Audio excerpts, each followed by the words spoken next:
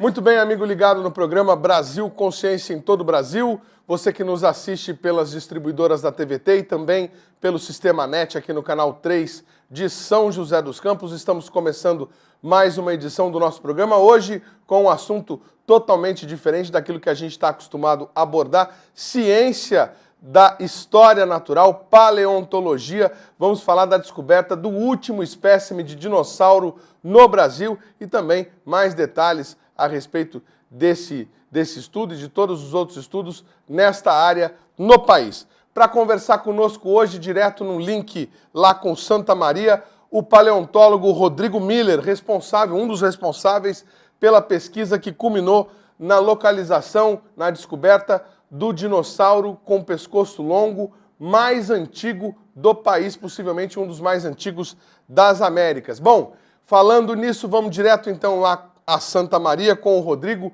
Rodrigo, tudo bem? Já está linkado aqui conosco. Conta pra gente um pouquinho como é que foi essa descoberta e que animal é esse, qual a importância dele, qual a relevância dele para a paleontologia brasileira. Boa tarde, Rodrigo. Olá, tudo bem? Obrigado pelo convite.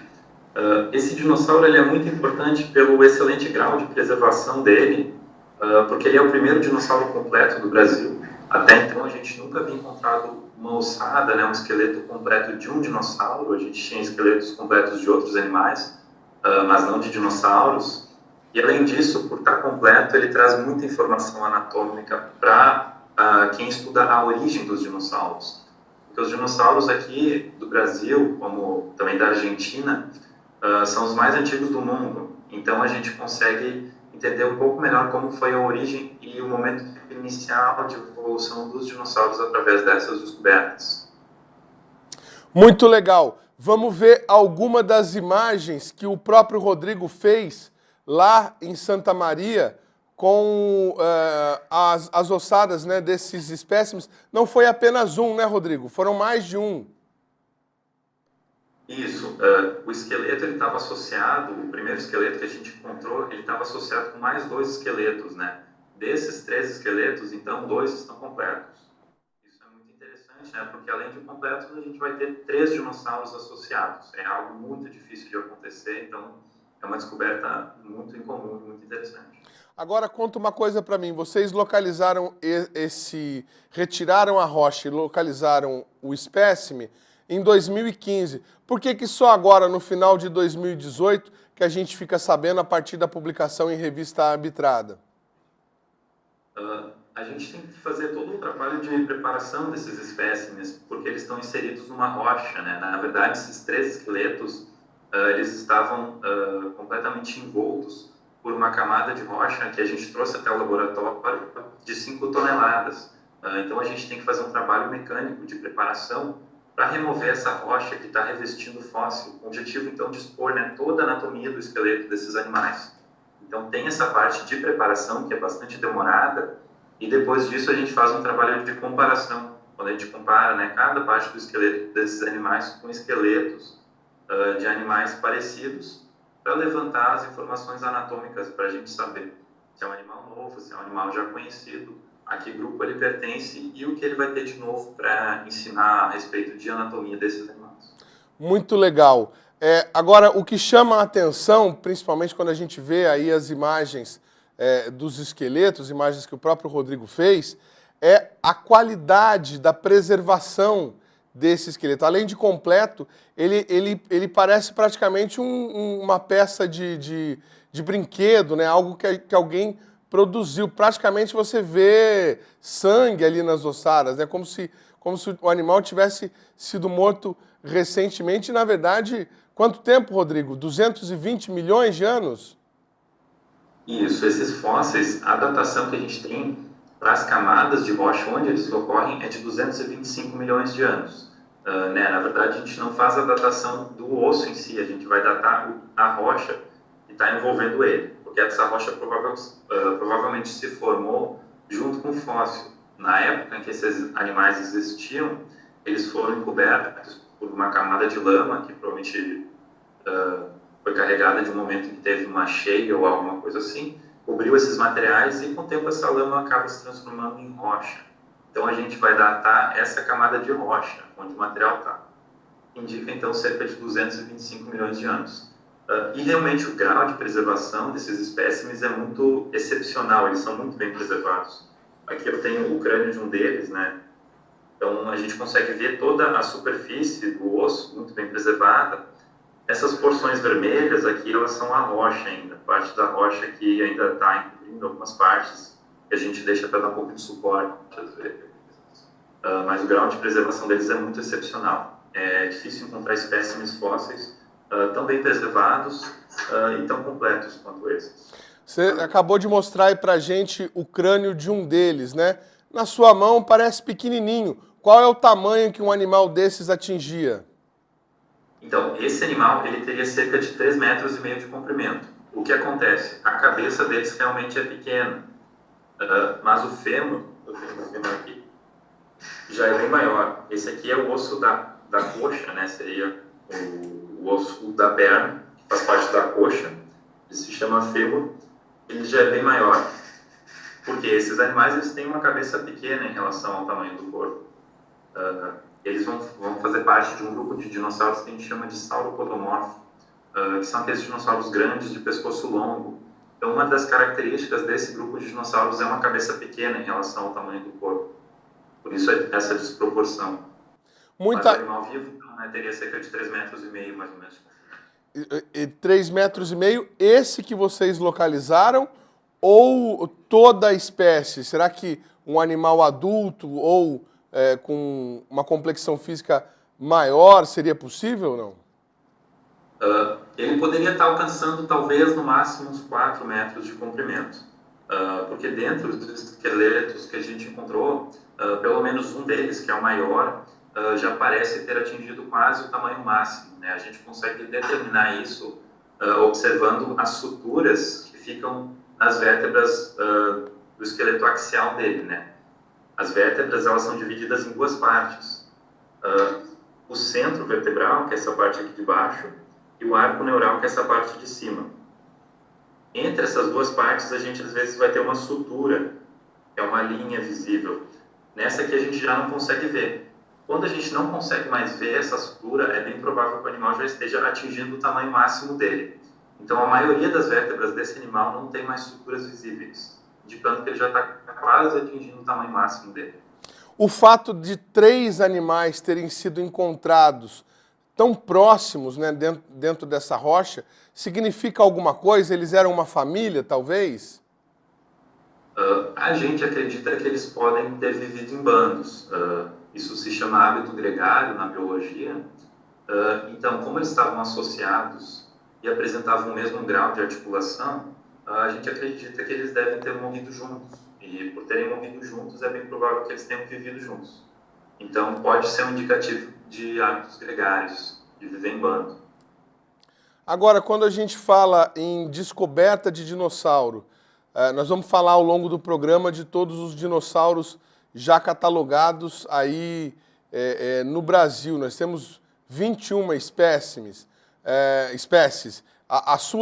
Essa descoberta sua seria a 22ª?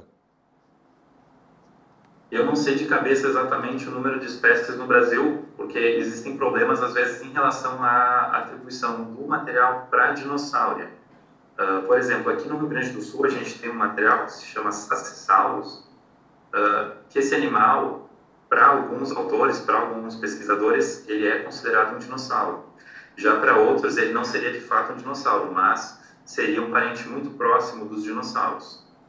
Isso faz com que, às vezes, essas contagens possam ter variação. Mas aqui para o Rio Grande do Sul, esse animal ele conta como uma nova espécie, o macropolo, e realmente ele está bem dentro do grupo dos dinossauros. Ele não seria uma espécie parente próxima dos dinossauros, seria de fato um dinossauro. Além da publicação, se o senhor puder dizer as revistas em que foi publicado o estudo, além da publicação, parece que vocês receberam bastante visita e a gente procurou na internet e viu bastante vídeo internacional de reportagem, buscando informação sobre esse novo espécime brasileiro. Parece até que o interesse internacional é maior do que o interesse dentro do país. É correto afirmar isso, não? Assim, a paleontologia no Brasil ainda não é tão difundida quanto em outros países. Na Argentina, por exemplo, que é nosso país vizinho aqui, a paleontologia já é bem mais difundida. Talvez é uma questão através de meios de divulgação, né, como essa própria matéria que vocês estão fazendo, talvez a gente consiga difundir cada vez mais a paleontologia. É algo que em outros países às vezes já é mais abordado na escola mesmo, né? Mas realmente o Brasil ainda não tem toda essa cultura de paleontologia que outros países vão ter. O senhor tinha perguntado sobre a revista. Isso. O nome da revista é Biology Letters, e acabou, né, sendo publicado no volume agora de novembro esse espécime. Então, a gente publica materiais geralmente em revistas internacionais, por conta do alcance total que a pesquisa vai ter, para que ela tenha, né, justamente esse impacto, né, mais grande na área. Isso muda alguma coisa aí com relação a investimentos, incentivos, para vocês poderem continuar a pesquisa? Santa Maria já tem uma tradição aí na pesquisa de paleontologia, inclusive na descoberta de jazigos, ossadas. Na verdade, não vai influenciar diretamente, né? Mas mostrando que a gente tem todo esse potencial fossilífero e apresentando ele em revistas mais tradicionais, realmente, né, na área, revistas importantes para a ciência, talvez a gente consiga arrecadar mais fundos quando a gente busca recursos através de projetos ou coisa assim. Mas diretamente, né, por publicar o estudo, a gente não ganha um recurso para fazer pesquisa a mais. A gente apenas está dizendo, né, que a gente tem esse potencial de encontrar fósseis importantes aqui e a gente tem um patrimônio fossilífero importante e que ele deve ser, né, protegido e estudado. Patrimônio fossilífero, aprendi uma palavra nova. Enquanto a gente está conversando, Rodrigo, estou mostrando aqui para o nosso telespectador as imagens, aquelas ilustrações que vocês me passaram, inclusive pode até falar o nome do ilustrador que fez. Isso aí seria a compreensão que nós temos de como seria esse animal vivo e andando aí pelas terras brasileiras. Isso, o artista que fez as ilustrações é o Márcio Castro. Então, esses animais, a gente não tem como saber exatamente como eles eram, né, em alguns aspectos, como, por exemplo, a cor ou algo assim. Isso vai acabar ficando ao encargo do artista responsável por fazer a ilustração. O que a gente tenta fazer é seguir algumas partes da anatomia dele, mantê-las corretas. Então, essa, né, imagem que vocês estão passando é mais ou menos como esse animal seria, como a gente imagina que ele seria através do que a gente consegue ver do esqueleto dele. Mas em termos de cor ou coisas assim, a gente não tem como ter certeza. Para quem é leigo, isso que a gente está vendo meio verde, meio marrom, é pele, é escama, é algum tipo de couraça? O que seria isso, Rodrigo? Seriam escamas, é algo parecido com os répteis mesmo.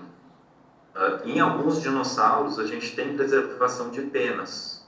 No entanto, nesse grupo de dinossauros ao qual ele pertence, que é o grupo dos sauropodomorfos, a gente não tem ainda evidências de penas. Por conta disso, a gente representa esses animais com escamas. Muito legal. Enquanto a gente está falando também, está aparecendo as imagens da retirada da rocha, né, com o trator ali, que todo aquele trabalho.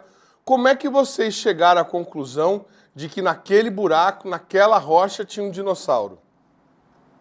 Então, havia alguns elementos ósseos, vértebras, né, parte do fêmur, aparecendo na rocha. Então, a gente imaginou, ali tem um animal. Então, começamos a expor ele e, à medida que a gente estava trabalhando para expor aquele esqueleto, começaram a aparecer mais ossos que seriam de outros animais. Então, foi a partir daí que a gente começou a imaginar, né, que tinham pelo menos 3 animais ali. Mas já havia alguns elementos ósseos sendo expostos ali, que já estavam aparecendo quando a gente chegou. Rodrigo, eu não sei se eu me fiz entender, é porque a gente está vendo a imagem aqui e há um grande buraco, né? A rocha está abaixo de uma camada de terra, parece ali em torno de 2 metros, onde a rocha foi escavada. E a pergunta é, como é que vocês sabiam que debaixo daquela terra tinha uma rocha e que nessa rocha tinha um dinossauro? É um trabalho que vocês vão cavando até chegar a essa conclusão? Não, na verdade, no nível do solo, onde a gente caminha, em cima mesmo, às vezes aparece alguma ponta de algum osso, alguma coisa assim, algum indicativo. Então, a gente, quando vê essa parte desse osso aparecendo na superfície, a gente vai começar a cavar, né, para baixo, digamos assim, para limitar um pedaço de rocha que a gente leva até o laboratório. A gente não vai cavar em algum local sem ter evidência de que tem algo ali. A gente só vai cavar se a gente notar que tem algo aparecendo inicialmente. Legal. Além desse encontro, né, desse animal, vocês estão trabalhando nesse momento em algum outro ponto aí em Santa Maria? Sim, a gente tem vários sítios já registrados aqui que a gente visita periodicamente. Tem pontos em que a gente tem escavações mais permanentes, né, com o objetivo de expor a camada inteira onde existem fósseis. E tem sítios que a gente apenas vai visitando periodicamente para ver se aparece algum material a mais ou algo assim. Então, sempre vai ter algum trabalho de campo sendo realizado no momento, porque a região aqui ela é muito fossilífera, tem muitos fósseis. Então, dificilmente a gente não vai ter algum fóssil em algum sítio aparecendo, né, para que a gente colete. Bem legal. Então tá certo, nós vamos para um rápido intervalo, já já a gente volta com muito mais informação sobre esse dinossauro e sobre outros dinossauros brasileiros encontrados em território nacional. É um instante só, não saia daí.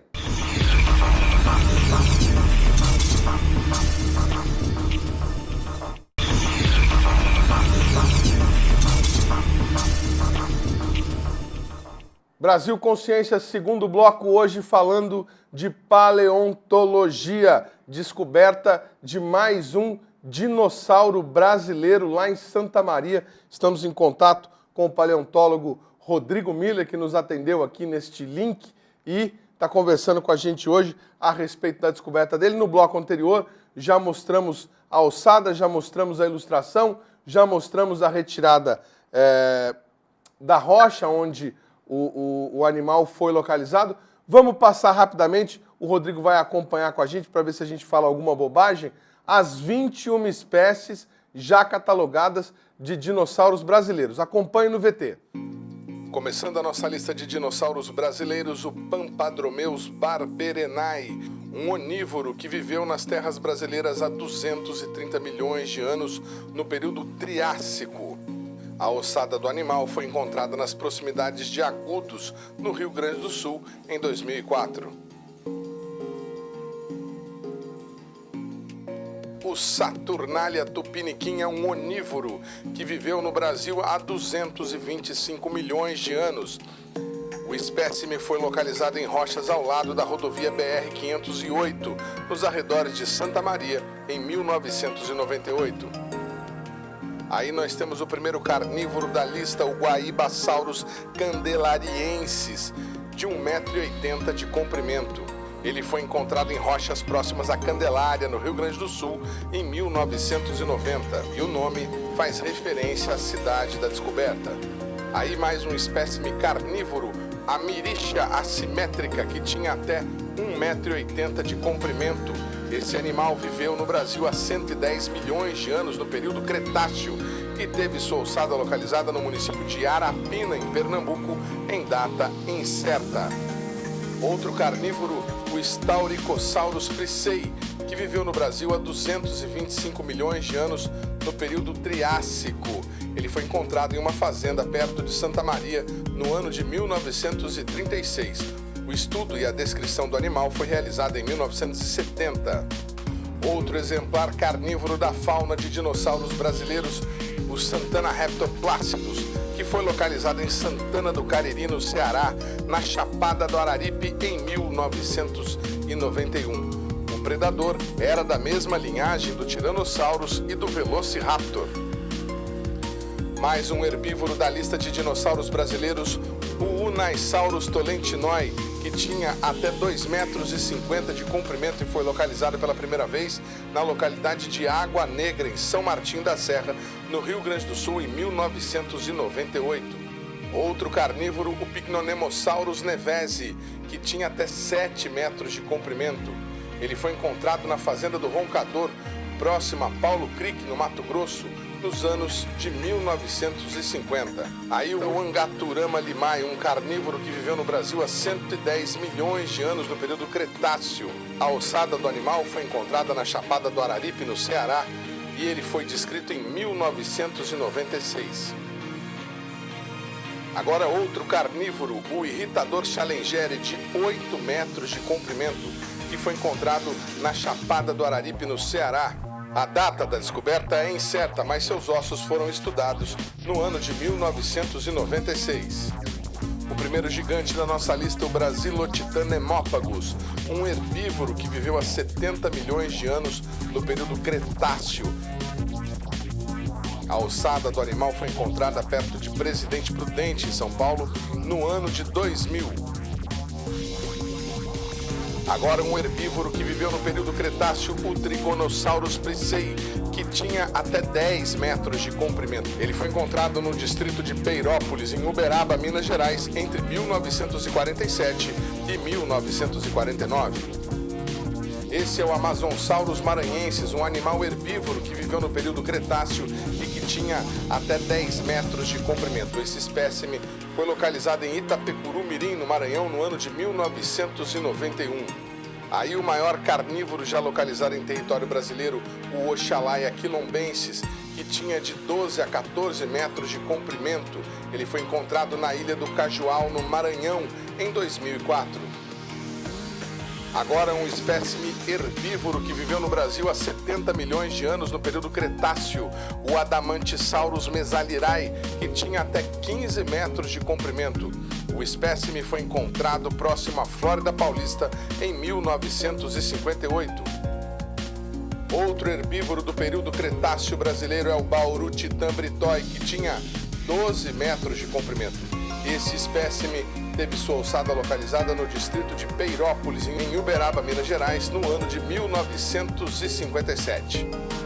Agora o Tapuiasaurus macedoi, um herbívoro que viveu no período Cretáceo. O animal tinha até 13 metros de comprimento e foi localizado no município de Coração de Jesus, em Minas Gerais, no ano de 2005.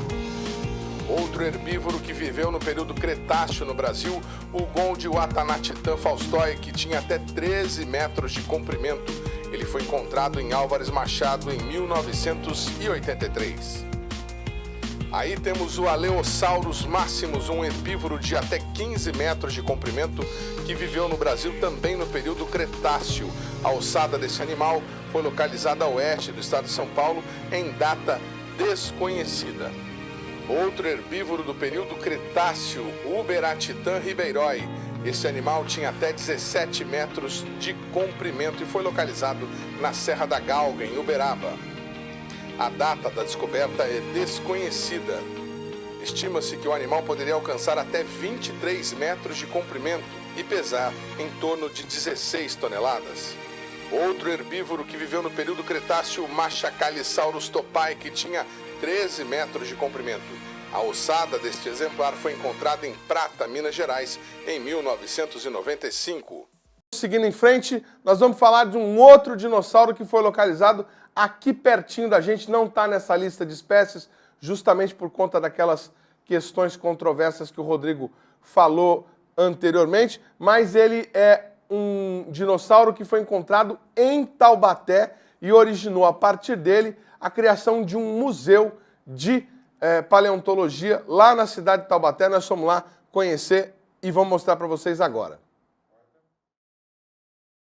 O Paraphthornis brasiliensis foi um animal que pertenceu à família conhecida como aves do terror, que viveu em todas as Américas há aproximadamente 23 milhões de anos. Existiram durante todo o terciário, né, da América do Sul.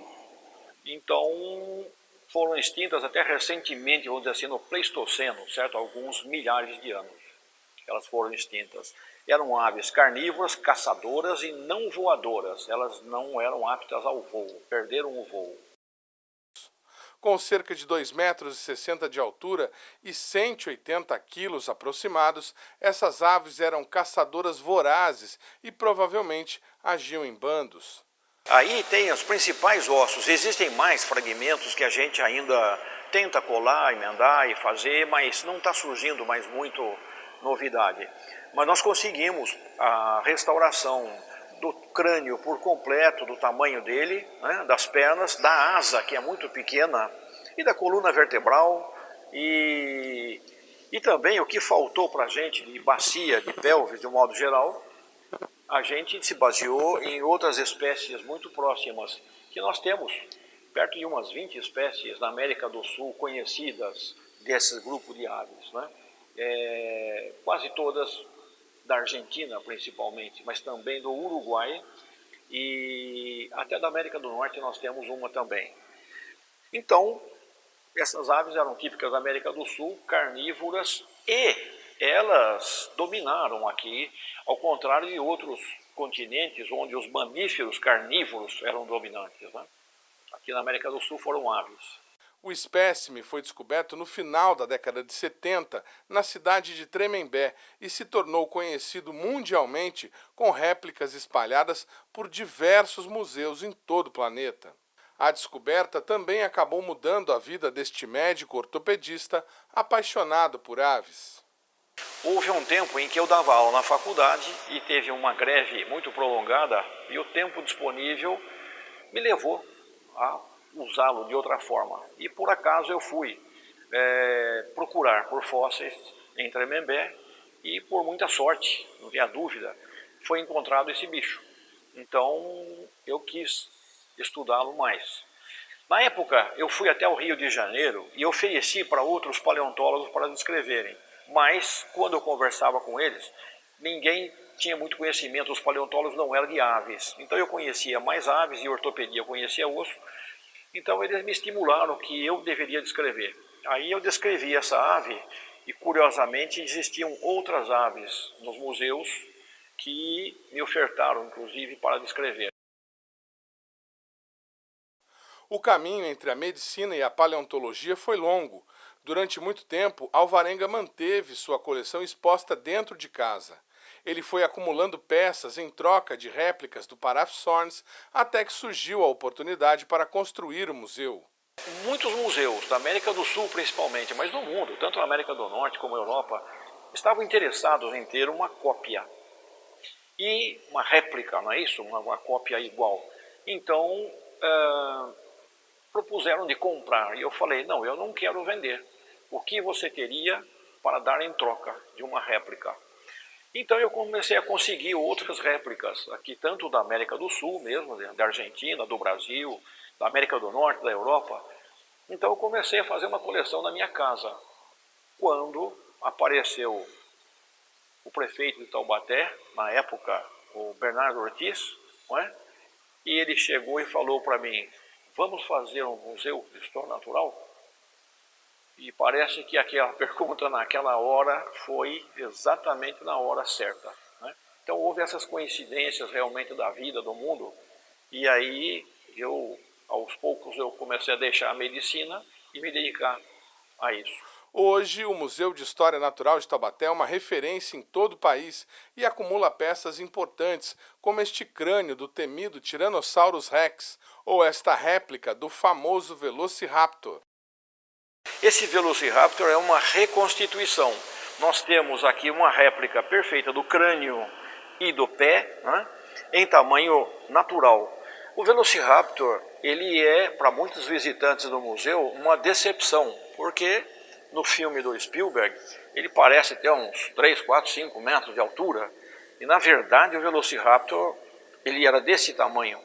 Porém, ele tem fama de que mesmo com um tamanho pequeno, ele tinha uma unha terrível, e ele vivia em bandos, e como em bandos ele atacava animais de tamanho bem maior que ele. Se os dinos americanos decepcionam, os espécimes brasileiros, ainda desconhecidos pela grande maioria dos visitantes, impressionam. Bom, e esse jacaré a que a gente se refere é o Purosaurus.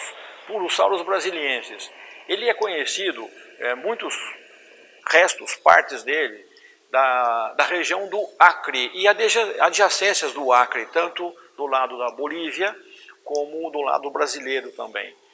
Então o Purosaurus, ele é tido hoje como o maior réptil talvez, e acho que ele tinha um corpo compatível com o Tiranossauro Rex, e eu não sei dizer se ele não seria um pouquinho até maior do que o Tiranossauro Rex, porque jacaré, ele deitado, o corpo dele, ali tem uma figura que é bem proporcional, e o dorso do jacaré chegava à altura da cabeça de um homem. Então, era um animal bastante grande realmente. E a boca dele aberta parece que é maior do que a boca do Tiranossauro Rex, né? Legal aí, então, as informações para quem quiser visitar, Museu de História Natural lá em Taubaté, aberto de terça a domingo, tem lá suas taxas, sua maneira de visitar com escolas. Quem quiser mais informações, Museu de História Natural de Taubaté, site na internet, lá com tudo na mão para você poder se informar. Bom, Rodrigo, quais são os próximos passos agora dessa pesquisa de vocês? O que vocês ainda vão fazer com as ossadas localizadas? E depois disso, o que vocês pretendem fazer? Vai fazer réplicas também para colocar em museus? Qual que é o caminho aí dessa pesquisa a partir de agora? Então, agora, o próximo passo dessa pesquisa é descrever com mais detalhe todo o esqueleto desses animais. Fazer uma descrição anatômica mais aprofundada para que a gente tenha mais informações do esqueleto desses animais. Provavelmente vão ser feitos alguns, 1 ou 2 estudos ainda, então, com base na anatomia desses esqueletos. Depois disso, a gente ainda vai fazer realmente réplicas desses animais para poder expor no museu, para poder também mandar para outros museus, para evitar de ter que expor o material original, né? Porque como ele é um fóssil, ele é frágil, então a gente vai evitar, né, ficar expondo muito o material original. Mas a gente tem esse fóssil disponível para visita, né? As pessoas que têm interesse em conhecer ele podem vir até o nosso centro de pesquisa e a gente mostra ele para quem quiser conhecer. E aí em Santa Maria, vocês já têm um museu de história natural destinado a dinossauros ou alguma coisa parecida que vá receber esse espécime? Sim, na verdade, o nosso centro ele fica situado em São João do Polesine, que fica próximo aqui de Santa Maria. Então, no nosso centro de pesquisa, a gente tem uma amostra paleontológica, que é um museu, no caso. Então, aqui a gente tem uma exposição com fósseis, com dinossauros, inclusive originais também, e é ali que vai ficar exposto o esqueleto desse animal, quando tiver tudo pronto para a exposição. E os ossos, a ossada original, vocês vão guardar onde? Na universidade? A gente vai deixar exposto por um momento, mas a gente vai deixar o fóssil armazenado na nossa coleção científica, onde a gente tem o controle de umidade, a gente tem as caixas, né, para armazenar o fóssil de forma adequada para que dê segurança para ele. Justamente para evitar alguma perda, algum dano, coisa assim ao fóssil, né, porque ele precisa ser armazenado em algum local que evite esse tipo de coisa. Na amostra pode ser que ele possa sofrer algum dano, coisa assim, né, embora a gente vai deixar certamente com uma cuba de vidro em cima enquanto ele estiver exposto. Legal. Além de você, quantas pessoas mais participaram desse trabalho? Quem está coordenando tudo? A pesquisa do Macrocólon envolveu, eu participei dessa pesquisa, mas o professor Sérgio, que é um professor aqui da Universidade Federal de Santa Maria, é o professor Sérgio Dias da Silva, e o professor Max Cardoso Langer da USP. Então, nós três realizamos esse estudo. Bacana. É uma equipe pequena, né, para fazer esse trabalho todo. Todo o trabalho de paleontologia daí de vocês é feito por essa mesma equipe? Não. A pesquisa do Macrocólon fomos nós três. Ah, sim. Aqui no centro a gente tem outras pessoas trabalhando em outros projetos também. A gente tem uma equipe grande.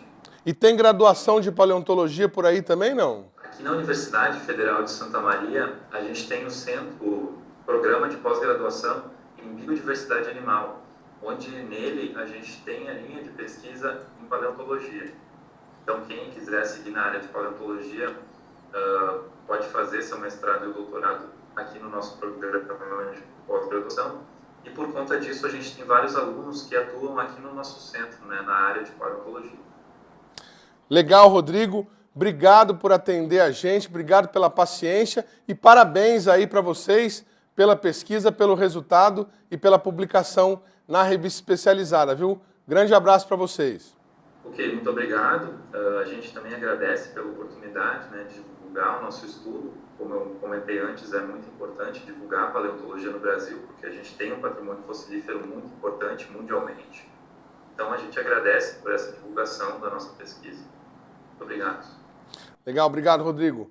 Bom, nós vamos para um rápido intervalo e já já a gente volta com mais informação sobre paleontologia e dinossauros brasileiros. É um instante só, não sai daí.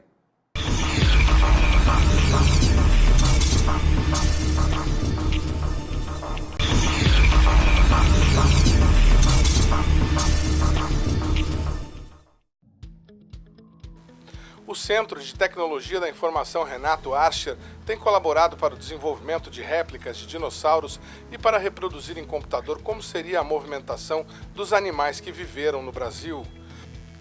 O instituto, que fica em Campinas, atua, entre outras áreas, com modelagem 3D para a área médica, mas tem trabalhado para ampliar o acervo do Museu de Paleontologia de Monte Alto, que fica também no interior de São Paulo.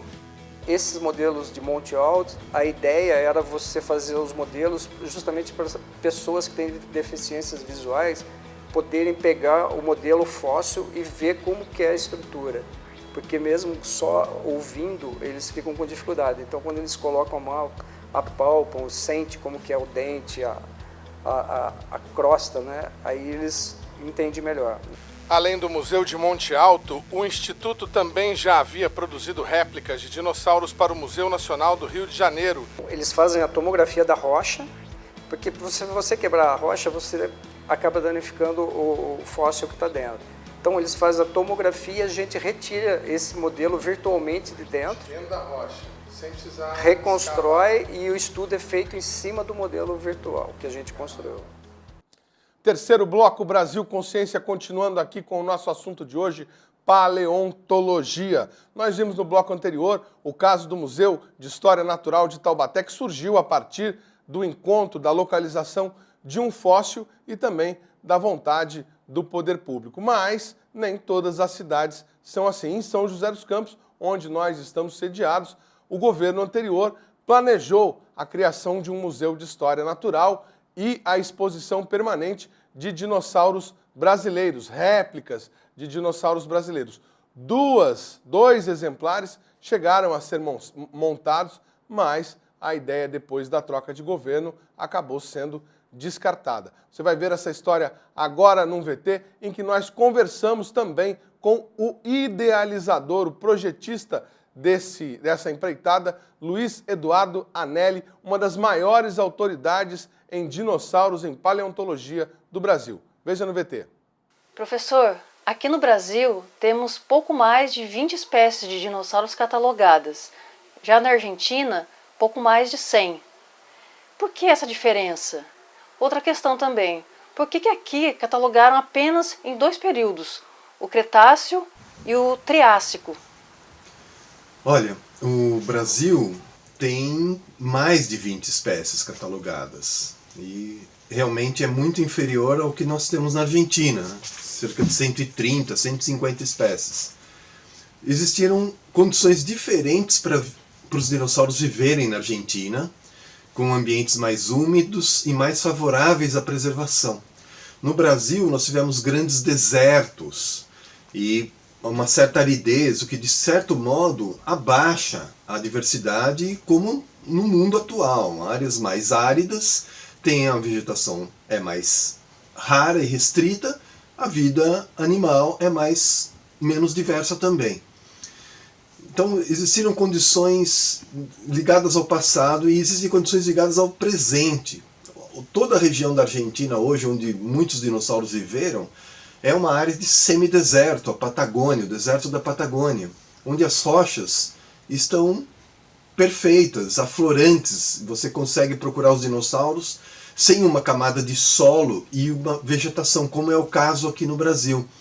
Nossas rochas estão cobertas por florestas e espessas camadas de solo, normalmente cheias de plantações como laranja e canaviais. A questão do Jurássico, no Brasil, de fato, nós temos uma única pegada, uma trilha de pegadas conhecida no Jurássico brasileiro. Toda a plataforma sul-americana, uma parte dessa região, pelo menos, estava em ascensão. E por isso os sedimentos não se depositavam. Os dinossauros viveram por aqui, mas eles não ficaram preservados. Professor, quando alguém pergunta para a gente sobre espécie de dinossauro, automaticamente a gente fala do Tiranossauro Rex. Por que isso acontece? Inclusive, o senhor brinca em palestras a esse respeito. Bom, todo mundo conhece o Tiranossauro Rex. Por quê? Porque a América do Norte fez e faz uso da sua pré-história. A América do Norte, a Europa e a Ásia, eles fazem uso, eles usam a pré-história para educar, para ensinar. Então lá existem centenas de livros, milhares de livros, de documentários tratando da pré-história deles. São temas super interessantes que as crianças gostam muito, que os adultos também gostam, e é uma via para educar e para ensinar e falar sobre a pré-história do seu país. No nosso caso, o que nós precisamos é fazer a mesma coisa. Tirar, nossos paleontólogos fazem trabalhos espetaculares. Nós temos uma paleontologia moderna e irradiante, com muitos dinossauros, por exemplo. O que nós precisamos é transformá-los em um produto que as pessoas possam consumir. Fazer com que essa paleontologia, essa pré-história, chegue às pessoas. Nós temos uma iniciativa, fizemos muitos livros, eu em coautoria com a minha esposa, esse é o ABC Dinos, tratando de dinossauros brasileiros, o cotidiano dos dinossauros, os dinossauros do Brasil, o Almanaque dos Dinossauros, um livro espetacular e sensacional, falando sobre as mais novas e modernas coisas que nós agora conhecemos sobre os dinossauros.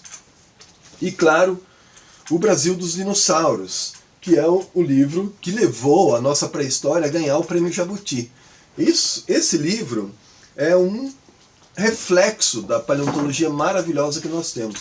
O que nós precisamos, portanto, é popularizar, transformar o conhecimento científico num conhecimento popular, através de livros, documentários e outros tipos de mídias. Nós temos muitas espécies de dinossauros interessantes no Brasil, do ponto de vista do leigo, do ponto de vista do cientista. O que nós precisamos é ter uma linguagem que seja acessível ao leigo. Mas, por exemplo, no período Triássico, nós temos possivelmente os mais antigos dinossauros conhecidos no mundo. E temos lá representantes de uma linhagem, os sauropodomorfos, basais.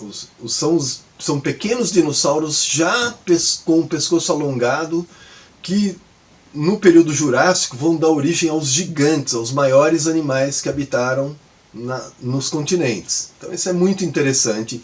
E esses fósseis ocorrem no Brasil e de forma bastante variada.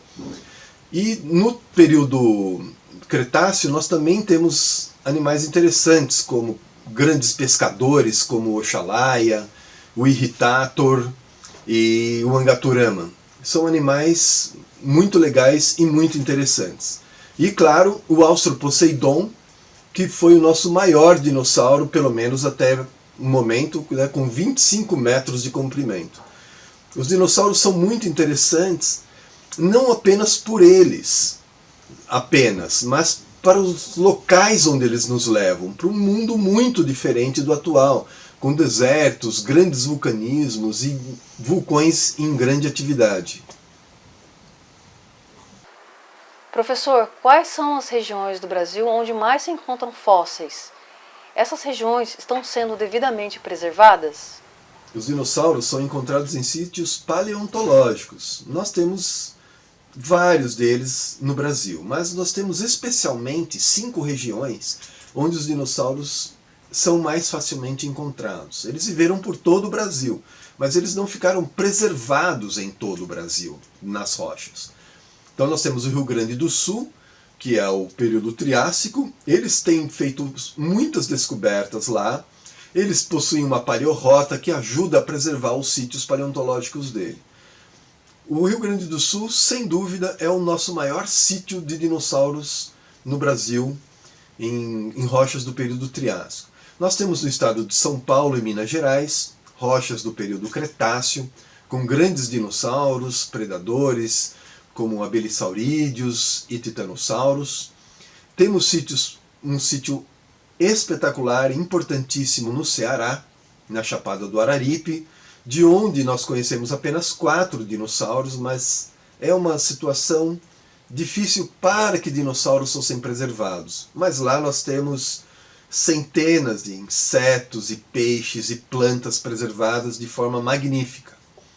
Nós temos um imenso sítio de pegadas na Paraíba, talvez o maior sítio de pegadas de dinossauros no mundo. E no Maranhão tem a Laje do Coringa, que também é uma fonte de uma grande quantidade de ossos de dinossauros. São essas as principais regiões no Brasil. Sobre a questão da preservação, se nossos sítios são preservados, bom, sabe como são as coisas no Brasil, né? Então nós temos hoje no Araripe um geoparque. É o único geoparque da América do Sul. Lá você pode visitar as rochas, olhar os fósseis no lugar onde eles ocorrem. É possível até que você encontre os fósseis lá in situ, no lugar onde eles foram preservados. Uma iniciativa como essa, de um geoparque com infraestrutura para visitantes, é a forma mais eficaz para se preservar e divulgar. É o único que nós temos no Brasil. Nós temos outros sítios paleontológicos, temos a paleorrota no Rio Grande do Sul, que é uma estrada que vai passando por várias cidades, onde existem museus com fósseis de dinossauros e bonecos de dinossauros. Essa também é uma forma muito eficaz, que é trazer o conhecimento da pré-história para a população e mostrar para eles o valor que tudo isso tem para a educação e para o turismo.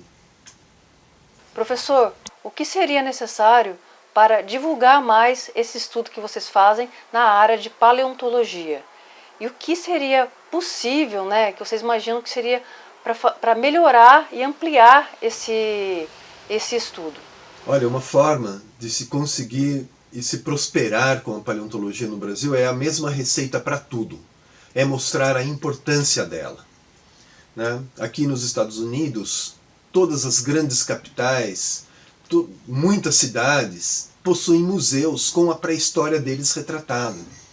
As crianças, nós visitamos crianças nas escolas em Utah, as crianças aprendem sobre a pré-história do estado. Elas sabem como a geologia construiu a paisagem na qual eles moram atualmente. Então o que nós precisamos? Nós precisamos levar nossa pré-história para as escolas, falar sobre a pré-história, ensinar geologia para elas, paleontologia para elas. Tudo que nós temos hoje no mundo, em todo o Brasil, é um resultado de uma construção geológica e biológica que nos leva a centenas de milhões de anos nas profundezas do tempo. Quando nós aprendemos isso, nós ganhamos uma consciência ambiental. Nós sabemos como tudo foi construído. Os dinossauros viram a América do Sul nascer, viram grandes vulcanismos que arrasaram com o mundo aqui na América do Sul, e viram o impacto de asteroides, o surgimento de montanhas. Eles nos ensinam muitas coisas, nós podemos aprender muito com os dinossauros. E uma forma de fazer com que a paleontologia prospere é levá-la ao público e mostrar a sua importância para eles. Professor, o senhor tem acompanhado os estudos da descoberta realizada em Santa Maria sobre o macrocólum. E para o senhor, qual que é a importância dessa descoberta dessa espécie para a paleontologia brasileira? A história do macrocólum, esse novo dinossauro descrito, é muito importante e interessante para o estudo no Brasil e em todo o mundo. O macrocólum foi encontrado junto com outros 2 esqueletos da mesma espécie, o que pode mostrar já que desde o início da história os dinossauros já se reuniam em grupos ou em pequenas manadas. Isso é uma ocorrência muito nova para essa idade. O macrocólum também tem características que nos mostram o caminho desses pequenos dinossauros em direção aos maiores gigantes que já habitaram os continentes. Ele tem o pescoço já muito alongado, com as vértebras cervicais alongadas, a cabeça reduzida, mostrando que já era um animal que podia se alimentar no alto das árvores. Estava começando essa linhagem super importante dos gigantes dinossauros saurópodes. E isso foi encontrado no Brasil, num período onde os fósseis são raros em todo o mundo, que é o período Triássico. Professor, em 2016 o senhor participou de um projeto em São José dos Campos de instalação de uma exposição permanente de dinossauros brasileiros. Como que o senhor recebeu a notícia de que esse projeto não seguiria adiante? Bom, a experiência em São José dos Campos foi maravilhosa, porque a Prefeitura e a Secretaria da Educação nos pediram um parque que contasse a pré-história e a história da vida, e que incluísse dinossauros e aqueles voadores, os pterossauros. Nós fizemos tudo isso, tivemos um projeto imenso com o Nivaldo Vitorino, que fez toda a museografia. Construímos o esqueleto de um grande dinossauro brasileiro, o Oxalaia, e de um grande pterossauro brasileiro. E então o projeto foi abandonado. E agora, após meses ou 1 ano, ele foi retomado novamente, e essa estação ciência em São José dos Campos foi aberta, com apenas uma parte desse material. Então, é uma experiência de você ter um ovo que o pintinho não sai de lá, né? Nós fizemos, trabalhamos muito, construímos os esqueletos, hoje eles estão lá expostos, mas o projeto infelizmente não está finalizado. Acho que uma iniciativa boa que a Prefeitura e a Secretaria da Educação poderiam ter é retomar esse projeto, e tão interessante, tão bonito, que conta sobre a pré-história do mundo e a pré-história do Brasil, lá em São José dos Campos. Um projeto único, que não existe em nenhum lugar do Brasil.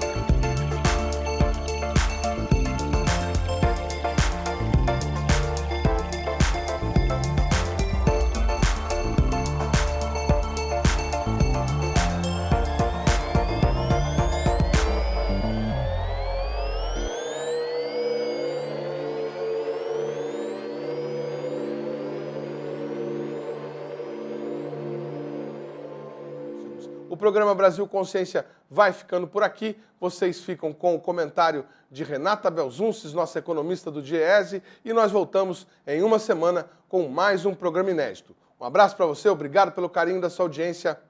Tchau! A venda da Embraer para a Boeing colocou desde o início um questionamento que não foi resolvido e não foi sequer debatido pelo governo e pela própria companhia. Sobreviverá o que restará da Embraer? A sua divisão comercial passará para o controle da Boeing. Nós ficaremos sem saber, nós estamos sem saber, não há condições de saber, porque não foi respondido, se haverá novos projetos sendo desenvolvidos no Brasil. Daqui a 10 anos, por exemplo, ainda teremos uma indústria de aviação comercial? Não sabemos. Não há clareza sobre essa resposta. As divisões que restam, as divisões de defesa e segurança e aviação executiva, elas não têm a mesma, nunca tiveram, não têm a mesma lucratividade que o segmento comercial tem. A sinergia entre esses três segmentos era uma das chaves do sucesso da Embraer. Os desenvolvimentos que podiam ser feitos na aviação comercial e repassavam, porque faziam parte de uma mesma companhia, para os outros, para a defesa e segurança e para a aviação executiva, eram bancados, vamos dizer de certa forma, por parte do que acontecia na aviação comercial. A defesa também é capaz de realizar grandes desenvolvimentos, mas não tem agora a quem repassar. A aviação executiva é só um pequeno segmento para o qual não dá conta, não é o necessário receptor de todos os desenvolvimentos que podem vir a ser desenvolvidos na área militar e que necessariamente têm que ser bancados pelo governo. Sobreviverá o que restará da Embraer? Hoje se fala em nova Embraer e em velha Embraer. Não existe nova Embraer. O que existe é uma empresa que foi adquirida pela Boeing.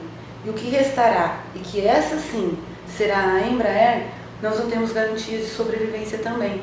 Poderá ser o fim da indústria aeronáutica no país, de todas as conquistas ao longo de mais de 60 anos? O que pensaria Santos Dumont?